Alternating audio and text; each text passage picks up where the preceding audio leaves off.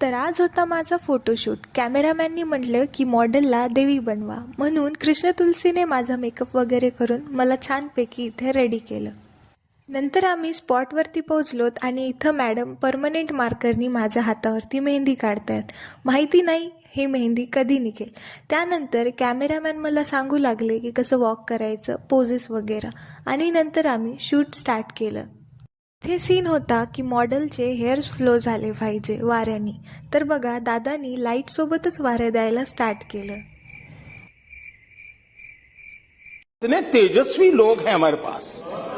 Video clips record झाल्याच्या नंतर आली फोटोशूटची बारी. त्यानंतर इथे आम्ही फोटोशूट पण अशा प्रकारे कंप्लीट केलं. आणि शूटचा बेस्ट पार्ट म्हणजे हा स्मोक शूट, जे की खूप चांगल्या पद्धतीने इथे शूट करण्यात आला.